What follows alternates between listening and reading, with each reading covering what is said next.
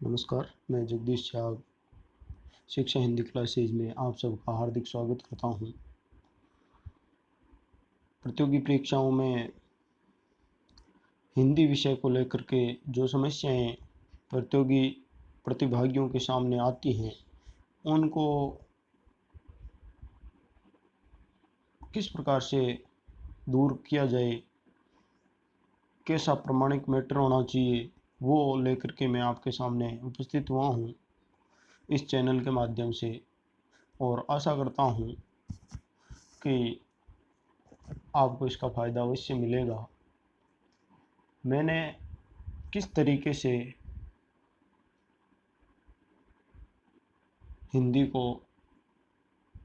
Self study और coaching classes के माध्यम से सीखा, उनको आपको सिखाने का प्रयास है।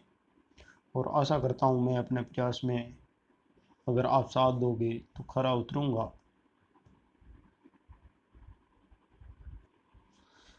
आज मैं व्याकरण का अगला टॉपिक जो था चल रहा था, शब्द विचार जो चल रहे थे उसके तहत विकारी शब्द चल रहे थे। और विकारी शब्द में आज चौथा और अंतिम विकारी शब्द क्रिया जो है उसका अध्ययन करेंगे। सर्वप्रथम क्रिया की परिभाषा। जिस शब्द से किसी कार्य का करना या होना पाया जाता है उसे क्रिया कहते हैं। जैसे खेलना, उठना, चलना, कूदना, नाचना, गाना, सोना, जागना, ये सारी क्या हैं? क्रियाएं। ये तो होगी क्रिया की परिभाषा, यानी जिस शब्द से किसी कार्य का करना पाया जाता है वो क्या है? क्रिया है। अब धातु। क्रिया का जो मूल रूप होता है, जैसे चलना, चलना का मूल रूप है चल, उसे क्या कहते हैं? धातु कहते हैं। उसे कहते हैं धातु। जिस प्रकार से खेलना में खेल, उठना में उठ, चलना में चल, ये धातु हो गई। उसके बाद क्रिया के प्रकार कर्म के आधार पर कितने किए जा सकते हैं? तो कर्म के आधार पर सकर्मक और अकर्मक दो प्रकार किए जा सकते हैं। सकर्मक का मतलब है जिसमें कर्म शामिल हो, और अकर्मक का मतलब जिसमें कर्म न हो। तो पहले सकर्मक पढ़ लेते हैं। जिस क्रिया का प्रभाव क्रिया के साथ साथ कर्म पर भी पड़ता हो, यानी क्रिया का प्रभाव जो है कर्म पर पड़ता है, उसे क्या कहते हैं? सकर्मक क्रिया कहते हैं।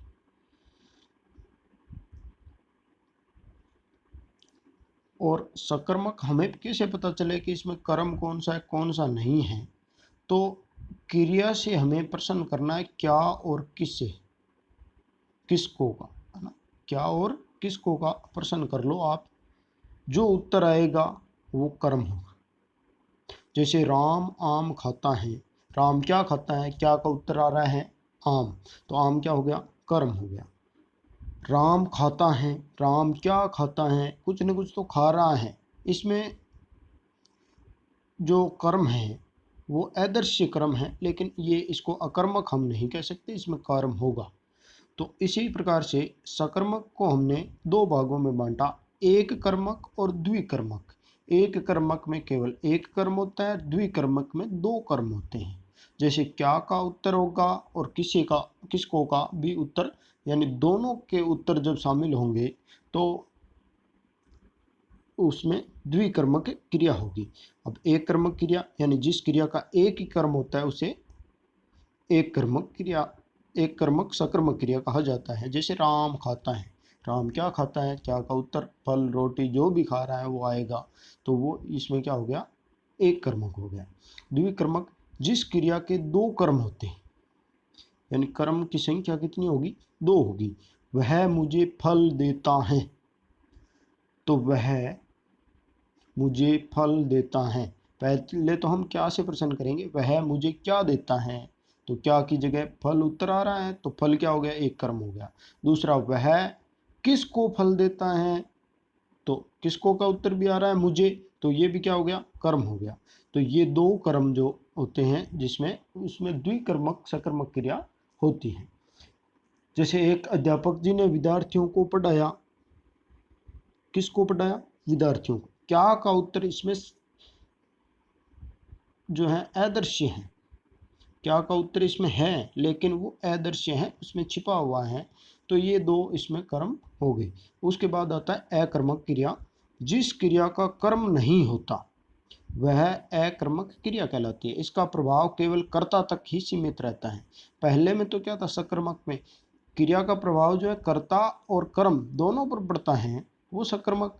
और जिसमें केवल कर्ता तक ही सीमित रहता है वहाँ क्या है, एक अकर्मक हो गई। जैसे बालक दौड़ता है तो दौड़ता है, इसमें कर्म हो नहीं सकता। जैसे बालक दौड़ता है, आप प्रश्न कर लो क्या और किसको का, क्या दौड़ता है, उत्तर नहीं आएगा। क्रिया से संबंधित प्रश्न करना है। हम क्या दौड़ता है ऐसे प्रश्न करेंगे तो वो कर्ता से संबंधित प्रश्न हो गया और उसका उत्तर भी आ जाएगा। तो बालक जो है वो कर्ता होगा, ना कि क्रिया, ना कि हाँ कर्म नहीं होगा। मोहन हंसता है, मोहन क्या हंसता है, प्रश्न नहीं बन रहा। कैलाश सोता है, कैलाश क्या सोता है। चिड़िया उड़ती है, चिड़िया क्या उड़ती है, चिड़िया किसको उड़ती है, ये प्रश्न नहीं बन रहे। तो इसमें अकर्मक क्रिया होगी। ये दो भेद थे कर्म के आधार पर। अब अगला है बनावट या रचना के आधार पर क्रिया के कितने भेद होते हैं। तो बनावट या रचना के आधार पर दो भेद होते हैं। एक तो मूल धातु से बनी क्रियाएं और दूसरी होती है यौगिक धातु से बनी हुई क्रियाएं। मूल धातु से बनी क्रिया का मतलब जो मूल धातु है उससे बनी हुई क्रिया वो, और यौगिक धातु का मतलब है दो या दो से अधिक क्रियाओं के योग से जो बनती है वो क्या है, यौगिक धातुओं से बनी क्रियाएं। अब यौगिक धातुओं से बनी क्रियाएं कई हैं, जिनमें एक है पहली प्रेरणार्थक क्रिया। इसमें कर्ता स्वयं क्या करता है, कार्य नहीं करता। इसमें कर्ता स्वयं कार्य नहीं करके प्रत्यक्ष रूप से खुद नहीं करता है, किसी दूसरे को उस कार्य को करने की प्रेरणा देता है, या सीधे शब्दों में कह सकते हैं कि किसी दूसरे से कार्य करवाता है, वहाँ प्रेरणार्थक क्रिया होती है। जैसे शिक्षा ने अनु को रुलाया। अब शिक्षा खुद ना तो रो रही है, तो उसने तो अनु को रुलाया, यानी रुलाया क्रिया कौन सी हो गई, प्रेरणार्थक क्रिया हो गई। यानी इसमें कर्ता स्वयं नहीं करता, किसी अन्य को उससे प्रेरित करता है कार्य करने के लिए। जैसे जोकर ने बच्चे को हंसाया। अब जोकर हंस नहीं रहा है, हंस बच्चा रहा है, कर्ता जोकर है, लेकिन ये क्रिया कौन सी होगी, प्रेरणार्थक क्रिया। इसी प्रकार मोहन ने सुथार से दरवाजा बनवाया। सुथार से दरवाजा बनवाया, दरवाजा बनाया तो सुथार ने है, लेकिन कर्ता यहाँ क्या है, मोहन है, तो मोहन ने बनवाया। प्रेरणा दी जा रही है, मोहन के द्वारा प्रेरित किया जा रहा है या उससे करवाया जा रहा है। ऐसे ही अगला है अध्यापक ने विद्यार्थियों से निबंध लिखवाया। ये भी कौन सी हो जाएगी, प्रेरणार्थक, क्योंकि इसमें अध्यापक जी जो हैं वो खुद न लिख करके विद्यार्थियों से लिखवा रहे हैं, तो ये लिखवाया हो जाएगा। अब इसी यौगिक धातु से बनी के अंदर दूसरा जो है प्रकार जो है वो है संयुक्त क्रिया, यानी जिसमें जो क्रिया दो या दो से अधिक भिन्नार्थक धातु के योग से बनती है। यानी दो या तो दो क्रियाएं होगी या दो से अधिक क्रियाएं होगी, या तो दो क्रियाएं मिलकर के बनेगी या दो से अधिक भिन्नार्थक यानी भिन्न अर्थ देने वाली क्रियाओं के योग से बनती है, उसे संयुक्त क्रिया कहा जाता है। जैसे पृथ्वी ने खाना खा लिया। खा और लिया दो क्रियाएं मिलकर के बन रही हैं, तो इसमें संयुक्त क्रिया हो गई। कैलाश ने भोजन बना लिया। बना और लिया दो क्रियाओं से मिलकर के बन रही है, तो इसमें भी संयुक्त क्रिया हो गई। पूजा ने बाल्टी में पानी भर दिया। भर दिया दो से मिलकर के बन रही हैं। मैंने किताब पढ़ डाली, ये भी दो से मिलकर के बन रही है, तो ये कौन सी होगी, संयुक्त क्रिया होगी।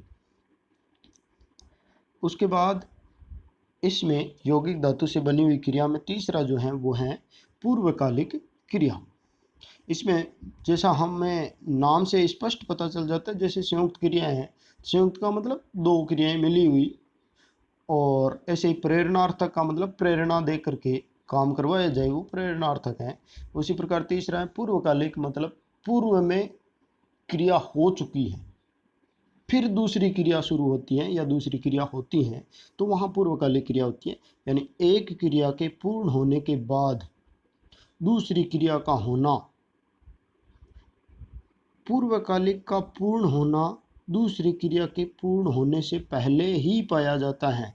यानी पूर्वकालिक क्रिया कौन सी होती है, जो काम पहले हो जाता है। जैसे बच्चा दूध पीकर सो गया, तो पीने का काम जो है वो पहले हो गया, फिर वो सो गया। जैसे विद्यार्थी किताब लेकर पढ़ने लगा, तो लेकर ये पहले क्रिया हो गई, ये पूर्वकालिक क्रिया हो गई। पुजारी पूजा करके घर गया, तो ये करके क्या हो गई, पूर्वकालिक क्रिया हो गई। इसका अगला चौथा भेद जो है वो है सहायक क्रिया। सहायक क्रिया जो हमने इंग्लिश में सबने पढ़ा हेल्पिंग वर्ब, वही हिंदी में सहायक क्रिया है। यानी वे क्रियाएं जो मुख्य क्रिया की सहायता करती हैं, सहायक क्रिया कहलाती हैं। जैसे रहा है, रही है, था, थे, थी, हैं, होगा, ये जो है ना, ये सहायक क्रिया है। उसके बाद सहजातीय क्रियाएं। सहजातीय यानी एक ही जाति की क्रियाएं। जैसे वे क्रियाएं जहाँ कर्म तथा क्रिया दोनों एक ही धातु से बन करके साथ में काम आ जाते हैं, साथ में ही प्रयुक्त हो जाते हैं, तो वो सहजातीय क्रिया कहलाती है। यानी कर्म भी और क्रिया भी दोनों एक ही धातु से बने हुए होने चाहिए, दोनों साथ में आने चाहिए। जैसे हमने चढ़ाई, चढ़ी, चढ़ जो धातु है उसे से चढ़ाई और चढ़ी, यानी चढ़ाई तो कर्म हो गया और चढ़ी क्या होगी, क्रिया होगी, ये दोनों हैं। भारत ने चीन से लड़ाई लड़ी, इस प्रकार से ये सहजातीय क्रिया ही होगी। उसके बाद है नाम धातु क्रिया। नाम धातु क्रिया जो है वो संज्ञा, सर्वनाम या विशेषण में कोई प्रत्यय जोड़ करके क्रिया बना दी जाती है, तो उसे नाम धातु क्रिया कहा जाता है। जैसे अपना अपना एक है, ठीक है, सर्वनाम, उससे अपनाना बना दिया, ये अपनाना क्या हो गई, क्रिया हो गई, अपनाना क्या हो गई, क्रिया हो गई। तो ये क्या है, नाम धातु क्रिया है। लाज से लज्जाना, चमक से चमकाना, बात से बतियाना, हाथ से हथियाना, ठोकर से ठुकराना, लात से लतियाना, इस प्रकार से ये जो हैं क्रियाएं क्या हैं, नाम धातु क्रियाएं कहलाती हैं।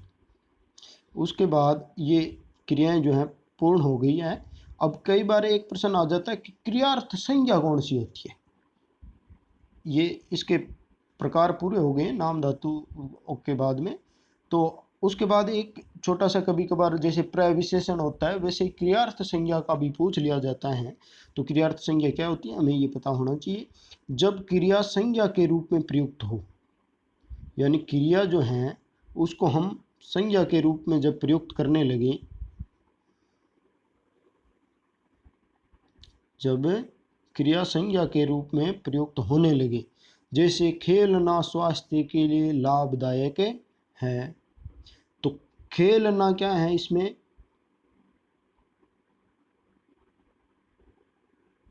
ये क्रिया, और यहाँ संज्ञा के रूप में काम आ रही है, तो ये क्या हो गई, क्रियार्थ संज्ञा। इसी प्रकार पढ़ना अच्छे करियर के लिए आवश्यक है, तो पढ़ना क्या हो गया, वहाँ क्रियार्थ संज्ञा हो गई। ये मेरे द्वारा आप तक पहुंचाई गई क्रियाएं थी, और मैं आशा करता हूं कि आपको अच्छी लगेगी, और अच्छी लगने से ज़्यादा आपके करियर के लिए फ़ायदेमंद साबित होगी। और आप मेरे चैनल को सब्सक्राइब कीजिए और ज़्यादा से ज़्यादा अपने मित्रों तक पहुंचाइए। धन्यवाद।